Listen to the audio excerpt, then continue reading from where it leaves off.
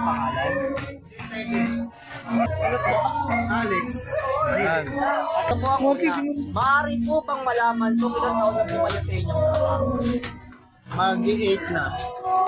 At sa 8 years po na yun, magkano po ang inyong kinikita? Per month 18. Sa inyo pong trabaho o pinagkakabalan, ano-ano po ang mga magagandang naidulot nito sa inyo? At sa kami. Ay natutustusan yung pangangailangan ng pamilya ko. Apo. Saka na ano yung kasi company driver ako, naihatid ko yung mga katrabaho ko sa kanila ng detail. Next po, ano po ang pinakamabigat na pagsubok na naranasan at nararanasan nyo sa tinahak nyo pong bokasyon o profession? Ay lahat naman yan nakaranas ng ganyan na pagsubok yung pagdating sa financial, magiging ka. So po yan. Next po, paano nyo po resolusyonan ang lahat ng mga kinangarap nyong hamon sa buhay at sa napili nyo pong profesyon? Ay di mag-loan ka sa mga ahensya, SS, PhilHealth, saka sa company mo mag-loan ka. Next po, ano po ang pinaka-aral sa inyong buhay bilang manggagawa? Ay improve ko yung talent ko sa pag-drive, saka pag-isalam mo sa kapwa mo. At last po namin yung ano, Ano ba? last na lang po, kung may payo o nais po kung sabihin sa susunod na henerasyon, ano po ito? Ay mag-aral sila para hindi nila maranasan yung nararanasan ko ngayon na mahirap. Ako, high school graduate lang.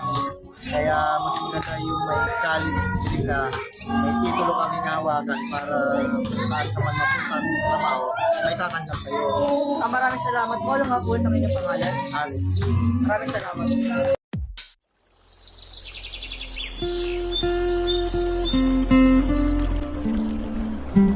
Ano pa lang? Mag-1 month pa lang.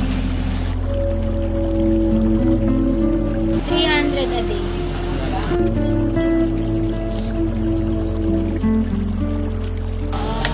Sa akin, hindi ako nawawalan ng income every day. Sa kapwa ko siguro, wala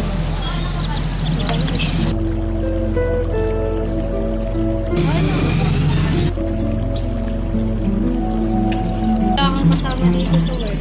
Mag-isa ka lang gagawa ng lahat. Okay? Yung magtrabaho ka ng maayos, ganyan. Para mas mo yung mga pagsulong mo sa buhay.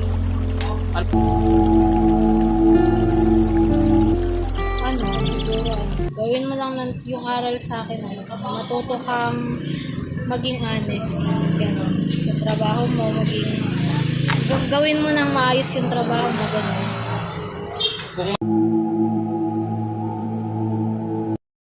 Magsikap kayo sa pag-aaral nyo para hindi mahirap yung trabaho na makuha nyo in the future, gano'n.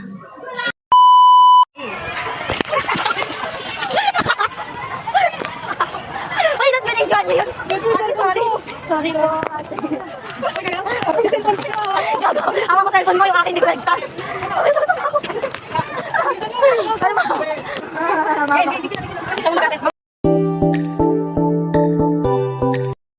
Ako po si Charis Ecalme, 14 years old. Ano naman po, si Renz Del, 15 years old. Kami po ngayon ay nasa Lumina Covered Court. At kami po ay mag-e-interview ng isang vendor. At nasa amin pong harapan si Kuya. My name is Daisy. Alam ko ilang taon ako sa inyong trabaho. 1 year. Magkano inyong kinikita? Per day ho ba? Per ano po? Per week? Per week, that's gonna be 8,000 per week. Trabaho, ano-ano po mga ganda na idulot nito at sa inyong kapwa. Sa pagtitinda, well, syempre, napapasaya mo. At the same time is nabibigyan mo ng, fulfillment when it comes, yung mga lalo na yung mga gutom na tao. Okay. Yeah. Masaya po ba kayong nakakatulong sa ibang taong nangangailangan at sa ating bansa gamit ang inyong kakayahan at talento? Well, oo naman. Gaya nga ng sabi ko sa unang tanong is you're giving people fulfillment. So ibig sabihin napapasaya mo at the same time napapabusog yung mga taong especially dito. Pinakamabigat na pagsubok, naranasan niyo sa pinahak niyong proseso. Kasi sa pagbebenta, di maiwasan yung maraming mga bumibili. So, pinakamahirap or struggle siguro ay yung pag-multitasking. Meaning to say is yung may bumibili, yung bibili ng buko, tapos at the same time may nagpapaluto ng burger. So, medyo nahihirapan tayo sa pag-multitasking. So, yun, para sa akin. Susolusyonan ang lahat ng mga kinakaharap niyong hamon sa buhay at sa napiling prosesyon. Well, when it comes to sabi pagtitinda, like multitasking, syempre sa una talaga mahirap yun. Like pagkasabay-sabayan. However kasi pag nasanay ka na, yun, eventually makakaya mo rin naman mag-multitasking. At the same time, magiging masaya ka. So, fulfill.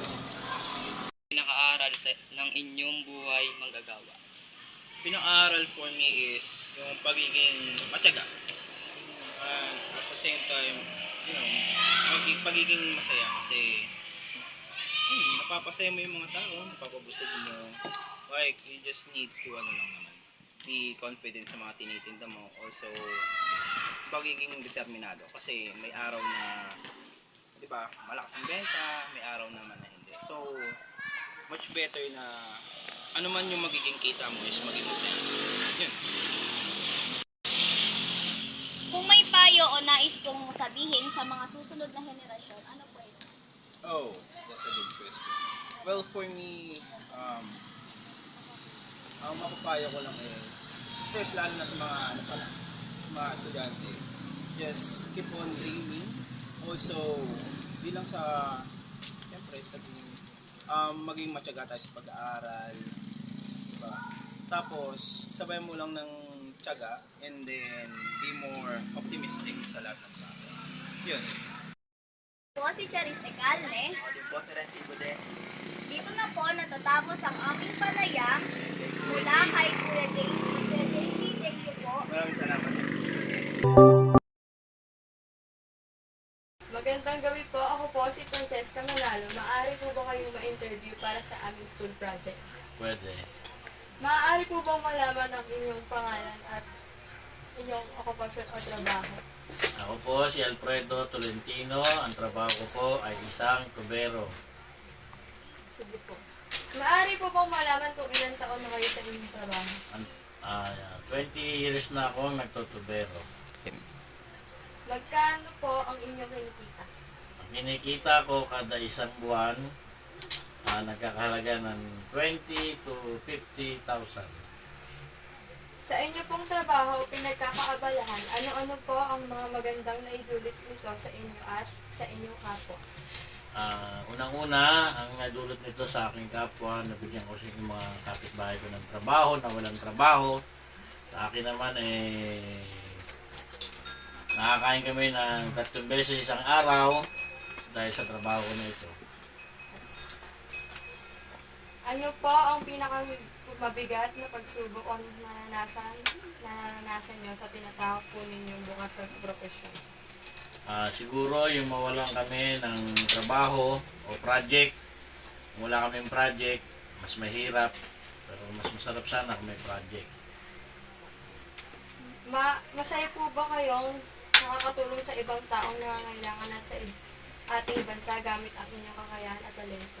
Oo naman, kasi mas madalas kaming gumagawa sa mga government, sa residential. Kaya sa aking talento, natutulungan ko sila. Paano niyo po nasusolusyonan ang lahat ng mga kinakaharap niyong hamon sa buhay at sa napiling profesyon? Unang-una sa lahat, kung ang trabaho namin ay minsan meron, minsan wala. So, maasa kami sa ibang diskarte o tindahan na meron kami, nakakasurvive kami. Ano po ang pinaka-aral na inyong buhay manggagawa?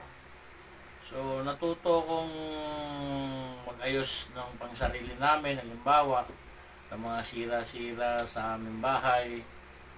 Ako na mismo ang gumagawa at di ko na kailangan ng iba pang katulong o manggagawa dahil ako'y marunong na akong gumawa.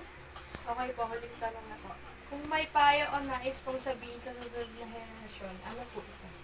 Siguro mas maganda mag-aral ang mabuti ang mga bata dahil sa aming profesyon na ito mahirap. Mas maganda ang nakapag-aral ang mga bata. Ito kasi suntok sa buwan.